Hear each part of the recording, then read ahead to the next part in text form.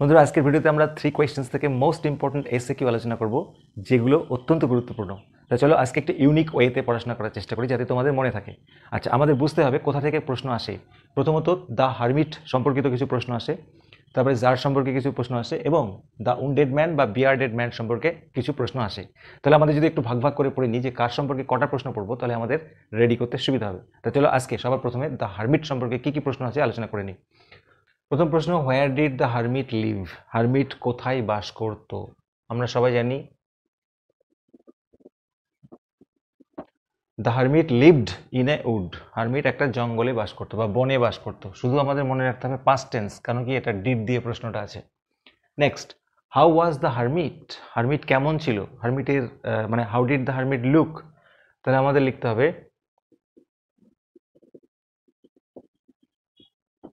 The hermit was frail and week.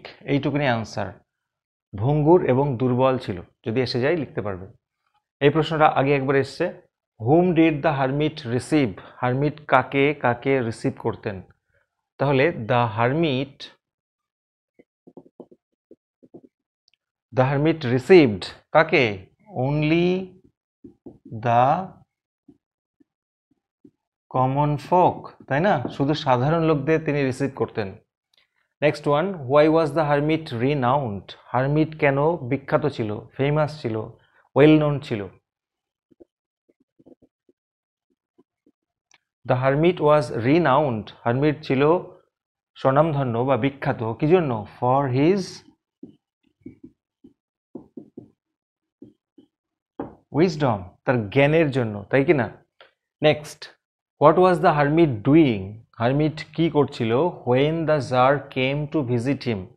Jar যখন তার সাথে ভিজিট করতে আসলো। এই প্রশ্নটা এসেছে, আবারও আসতে পারে। তাহলে আমরা অ্যান্সারটা এখানে লিখছি। এখানে সাবজেক্ট হচ্ছে the hermit. The hermit was, hermit কি করছিল সেটা লিখতে হবে।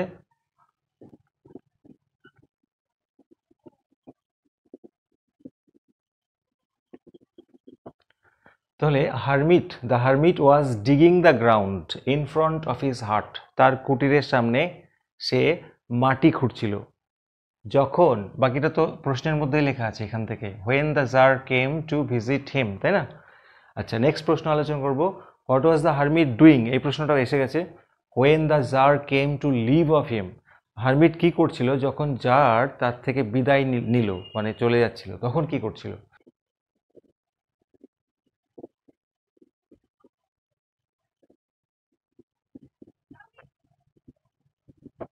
The hermit was sowing seeds. Hermit বীজ বপন করছিল ইন দ্য বেডস, মানে জমিতে, that he had dug the day before, যেটা সে আগের দিন খুঁড়ে রেখেছে। কখন? When the tsar came to leave him, যখন জার তার থেকে বিদায় নিতে গেল। অথবা এই সেন্টেন্সটাকে এইভাবে লেখা যেতে পারে, এই হোয়েন থেকে এই অংশটা আগে লিখে নেওয়া যেতে পারে।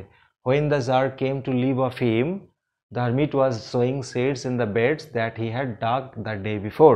অর্থাৎ আগের দিন জমিতে, যে জমিটা খুঁড়ে রেখেছে, সেই জমিতে বীজ বপন করছিল যখন এই জার তার থেকে বিদায় নিতে গেল। আচ্ছা, নেক্সট প্রশ্ন 7 নম্বর, what according to the hermit? হারমিটের মতে কি is the most important thing to do? এই প্রশ্নটা দুবার এসছে, দেখে নাও। টু ইট দিয়ে শুরু করব, যেহেতু সেন্টেন্সের মধ্যে রয়েছে। অ্যাকর্ডিং টু দ্য হারমিট,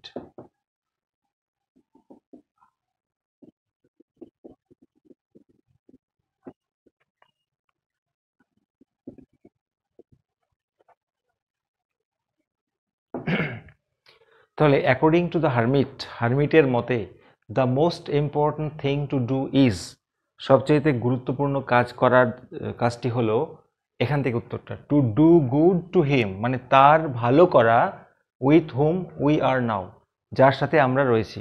মনে করো তোমরা আমার সাথে রয়েছে, তাহলে তোমাদের ভালো করা সবচেয়ে গুরুত্বপূর্ণ কাজ হচ্ছে আমার এখন। 8 নম্বরের প্রশ্নটি, what according to the hermit, হারমিটের মতে কি is the most important time, সবচাইতে গুরুত্বপূর্ণ সময় কোনটি? তাহলে আমরা একই রকমভাবে লিখবো, অ্যাকর্ডিং টু দ্য হারমিট, হারমিটের মতে, the most important time is now or the present. অর্থাৎ সবচেয়ে গুরুত্বপূর্ণ সময় হচ্ছে নাও, মানে এখন, যেটাকে আমরা বলছি বর্তমান, দ্য প্রেজেন্ট। তাহলে আমি যে তোমাদেরকে এখন পড়াচ্ছি অনলাইনে, এটা আমার কাছে সবচাইতে গুরুত্বপূর্ণ কাজ এবং সময়। পরের প্রশ্ন, who according to the hermit is the most important বা নেসেসারি ম্যান? হারমিটের মতে কে সবচাইতে গুরুত্বপূর্ণ বা প্রয়োজনীয় মানুষ? তাহলে আমরা একই রকমভাবে লিখব, অ্যাকর্ডিং টু দ্য হারমিট, হারমিটের মতে দ্য মোস্ট ইম্পর্ট্যান্ট বা নেসেসারি, যা থাকবে প্রশ্নে। তাহলে হারমিটের মতে সবচাইতে নেসেসারি মানুষ হচ্ছে সে, মানে সেই ব্যক্তি, উইথ হুম, যার সাথে উই আর নাও, আমরা এখন রয়েছি। মনে করো তোমরা আমার সাথে এখন রয়েছো, তোমরা আমার কাছে এই মুহূর্তে সবচাইতে গুরুত্বপূর্ণ বা নেসেসারি লোক, ঠিক আছে? এবার তোমরা যদি মনে করো যে আমি তোমাদের কাছে এই মুহূর্তে সবচেয়ে গুরুত্বপূর্ণ লোক, তাহলে তো আমার জীবন ধন্য। তা বন্ধুরা, এই ছিল হারমিট সংক্রান্ত সমস্ত কিছু প্রশ্ন।